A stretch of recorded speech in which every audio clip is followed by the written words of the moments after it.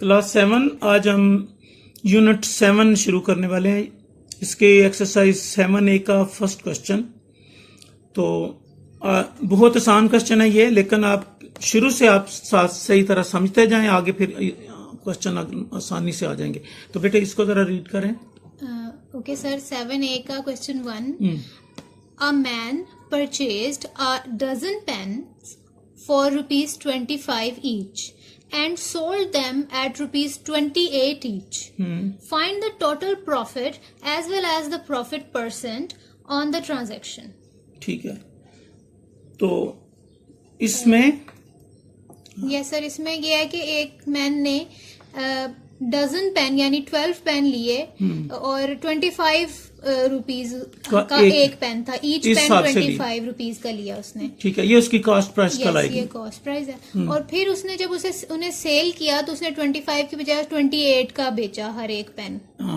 एक पेन 28 में बेचा और वो 12 पेन बेचे टोटल। ठीक है, हमने बताना है कि उसे कितना प्रॉफिट हुआ और कितना प्रॉफिट परसेंट। अच्छा, पहले प्रॉफिट पता करेंगे फिर प्रॉफिट परसेंट पता करेंगे। इजी क्वेश्चन है। सबसे पहले हम क्या किया हमने कि हमने उसकी जो कॉस्ट प्राइस थी ना, जो जितने में उसने खरीदे थे, ये ग्रीन कलर से उनको शो किया है कि 1 डजन थे यानी 12 थे और उसका रेट जो है 25 ईच था। तो हमने लिख दिया कि cost price of 1 pen is equal to ₹25 और कॉस्ट प्राइस ऑफ 12 पेन्स, एक डजन में आप जानते हैं 12 पेन होते हैं। तो 25 को 12 से मल्टीप्लाई कर दिया तो ₹300। तो ये ₹300 उसकी कॉस्ट प्राइस है। इतने में उसने पेन खरीदे। ठीक है, अब बेचे कितने में? तो हमने लिखा है selling price of 1 pen is equal to ₹28 और 1 डजन है तो प्राइस ऑफ 12 पेन्स 28 को 12 से मल्टीप्लाई किया तो ये बन गया 336। yes, तो selling price is greater than cost price. तो अगर सेलिंग प्राइस ज्यादा होती है तो फिर प्रॉफिट होता है। ठीक है, तो प्रॉफिट फाइंड कैसे करते हैं? सेलिंग प्राइस में से कॉस्ट प्राइस माइनस करने से। Okay sir. ठीक है, तो प्रॉफिट पता चल जाता है। तो अब हमने प्रॉफिट का ये फार्मूला जो लिखा है इस पर हम अमल करेंगे। प्रॉफिट लिखेंगे और इज इक्वल टू, ये देखिए आप कॉस्ट सेलिंग प्राइस पहले आएगी ना, ये तो सेलिंग प्राइस ये यहां से ली 336, उसमें से माइनस किए ये कॉस्ट प्राइस, ये ₹300 और कितने आ गए? 36 ₹36 आ गया। ₹36 का प्रॉफिट हुआ। इतना प्रॉफिट हो गया तो एक आंसर तो आ गया ना। Yes sir. तो यानी एक चीज ये हमसे पूछी जा रही थी, अब आगे ये दूसरी चीज पूछी जा रही है, वो कितने परसेंट हुआ। ठीक है, तो इसका पहले फार्मूला लिखना पड़ेगा। इसमें आ जाएगा कि आप प्रॉफिट परसेंट फाइंड करेंगे। परसेंटेज का फार्मूला पहले लिखेंगे। Profit percent is equal to profit over CP multiply 100%। ये याद रखना है। दोबारा सुने, profit percent is equal to profit over CP multiply 100%। ये परसेंट का साइन भी लिखना है साथ। तो इक्वल लिखा और अब क्वेश्चन के अकॉर्डिंग जो प्रॉफिट था, कितना प्रॉफिट था? 36 आया था। ये प्रॉफिट आया था 36। तो ये 36 ओवर ये 300 जो सीपी था वो लिख लिया और मल्टीप्लाई 100% फार्मूले का ये लिखा। और अब इसके बाद इसको सिंप्लीफाई कर लिया। सिंप्लीफाई करने के बाद आंसर आ जाएगा 12%। ठीक है, तो 12% उसको प्रॉफिट हुआ। इसको आप सिंप्लीफाई करें, ये 36 को और 300 को, तो फिर 12 आ जाएगा। ठीक है, ये देखिए 3 1s are 3, 3 2s are 6, 3 1s are 3, फिर 0 और 0 और ये 100 इस 100 से कैंसिल हो जाएगा, ये 12 आएगा, ये 12%। Yes sir. अच्छा, तो ऐसे क्वेश्चन में ये जो कलर्स यूज कर रहे हैं ये आपको समझाने के लिए यूज किए हैं। आप बेशक इसको ना यूज करें, आप जैसे मर्जी इसको सॉल्व करें।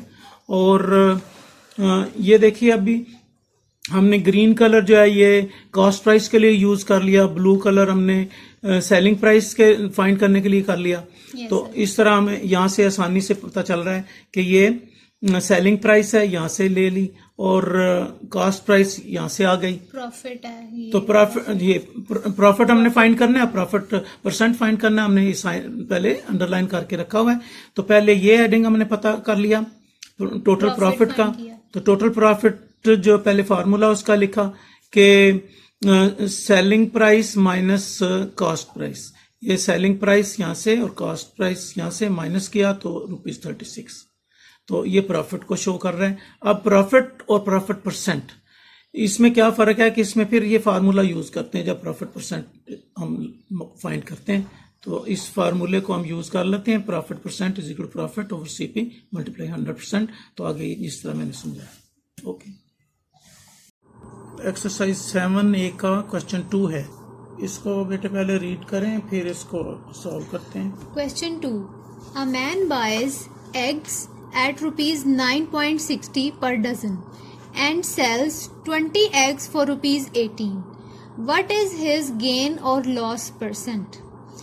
यानी एक आदमी ने एक दर्जन अंडे 9.60 रुपीज में खरीदे। अच्छा, तो जब उसने सेल किए उसने 20 एग्स 18 रुपीज में बेचे हैं।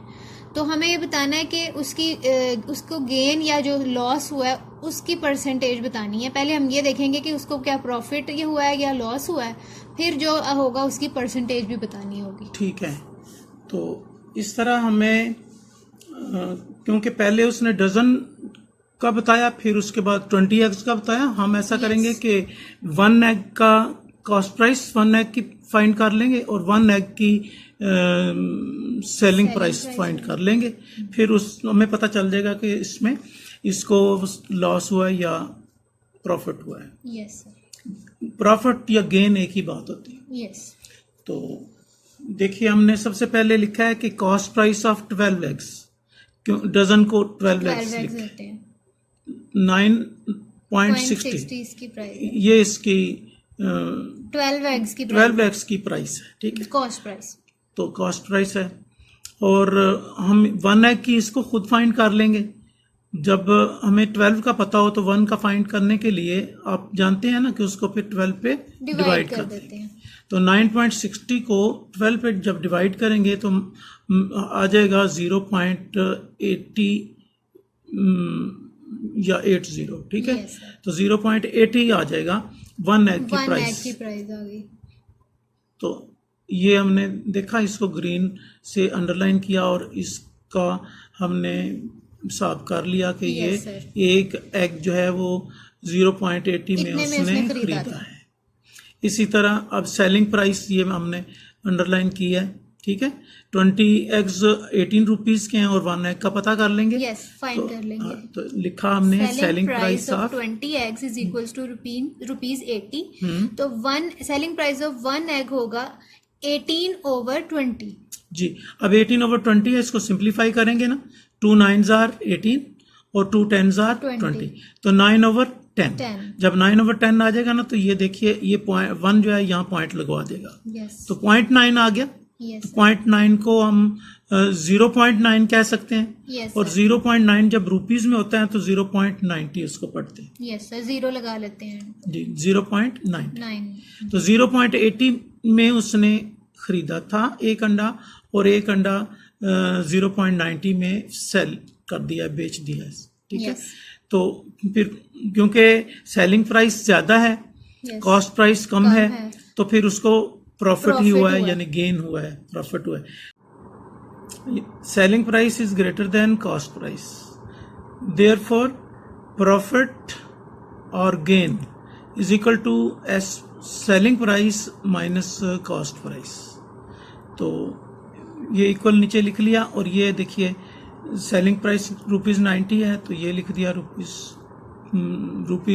0.90 और ये लिख दिया 0.90 माइनस 0.80, डिफरेंस फाइंड कर लिया। तो डिफरेंस इसका आ गया रुपीज 0.10, यानी इतना उसे पर रुपीज 0.10। यस ठीक है, ये इसका आ गया, इतना प्रॉफिट आ गया एक एग में। तो अब हम इसका प्रॉफिट परसेंटेज भी परसेंटेज इसकी फाइंड करते हैं। ठीक है, परसेंटेज फाइंड करने के लिए अब हमने लिख लिया gain percent is equal to profit over CP या गेन ओवर सीपी लिख सकते हैं। प्रॉफिट ओवर सीपी मल्टीप्लाई 100%, ये फार्मूला आपने लर्न किया हुआ है। Yes sir. तो ये जब फार्मूला हमने लिख लिया तो फिर उसके बाद इज इक्वल टू के नीचे इज इक्वल टू, और प्रॉफिट कितना हुआ है 0.10, तो ये 0.10 आ गया, और उसकी कॉस्ट प्राइस कितनी थी 0.80, तो ओवर कर दिया 0.80 मल्टीप्लाई ये 100%। Yes. ये जब आ गया तो फिर इसको क्या करेंगे कि इसके डेसिमल पॉइंट रिमूव कर देंगे, तो जब इसका डेसिमल पॉइंट रिमूव करेंगे ये 0 भी फिनिश हो जाएगा, Yes. ये 10 रह जाएगा और ये 80 रह 80. जाएगा, तो ये आ जाएगा 10/80 मल्टीप्लाई 100 ये %। यहाँ तक समझ गए? Yes, sir. अच्छा, अब क्या करेंगे कि Simplify देंगे। इसका 0 इससे कैंसिल कर देंगे, ये देखिए इसका ये 0 इस 0 से कैंसिल हो जाएगा, Yes. तो ये क्या रह गया फिर ये फिर ये 1/8 1/8 रह गया, फिर 100 से मल्टीप्लाई किया तो फिर ये 100 over 100/8 होगा। ये 10 100 1 सा 100/8%, 100/8% ये हमारा गेन आ गया, लेकिन हम ये फ्रैक्शन जो है ना इसको हम डेसिमल में चेंज कर लेते हैं, Yes. तो 100/8 को डेसिमल में चेंज करने के लिए 100 लिख के तो 8 पे डिवाइड किया, Yes. ठीक है। ये किस तरह किया कि 8 1s are 8, 10 - 8 is 2, ये 0 इसके साथ ज्वाइन कर लेंगे 20 हो जाएगा, और 8 2s are 16। 16. अब 20 - 16 4 आ जाएगा, अब 4 आ गया, ये अभी 8 है इधर, अभी पूरा डिवाइड नहीं हुआ, तो फिर हम पॉइंट लगा देंगे, Yes. पॉइंट लगाकर पॉइंट को ऊपर लिख देंगे और ये 0 लिख देंगे, ये असूल है। Yes, sir. तो अब ये 0 हम ज्वाइन करेंगे 4 के साथ, तो ये क्या बन जाएगा 40, 40. तो 8 5s are 40, तो ये 12.5 आ गया। Yes. 12.5 इसको कॉमन Divide फ्रैक्शन को करके आया। डेसिमल फ्रैक्शन में हमने चेंज कर लिया, Yes, sir. तो इसका गेन कितने % आया 12.5%। 12.5%। इस तरह हम फाइंड कर लेते हैं।